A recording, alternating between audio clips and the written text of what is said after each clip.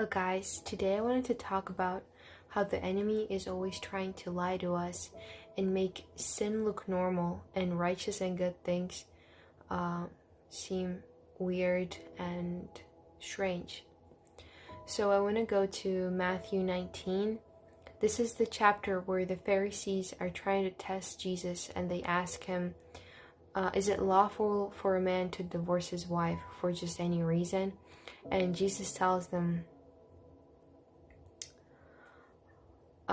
have you not read that he who made them at the beginning made them male and female? And he said, for this reason a man shall leave his father and mother and be joined to his wife, and the two shall become one flesh.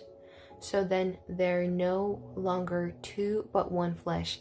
Therefore what God has joined together, let no man separate. So God is telling us here that when two people get married, when two people get together, instead of two people, they become one flesh. But the enemy tells us, no, it's okay to have a lot of partners. Purity is not important. You don't need to wait until marriage.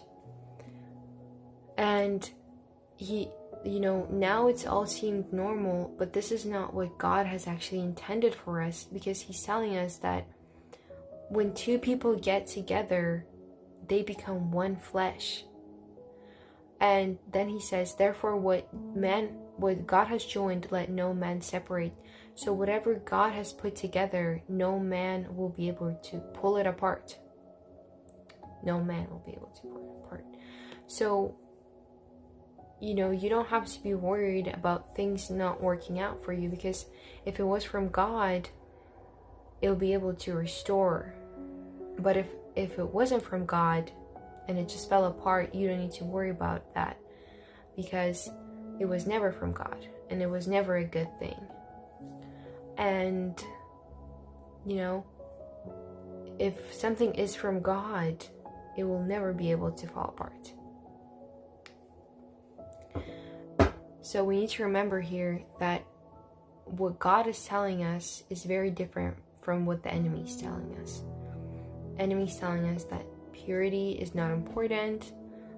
We can have a lot of partners and it's normal. But God wants to remind us that that was never how he intended things to be. That was never the nature of things. And then later on in the chapter, in line 16, a young man goes up to him and he asks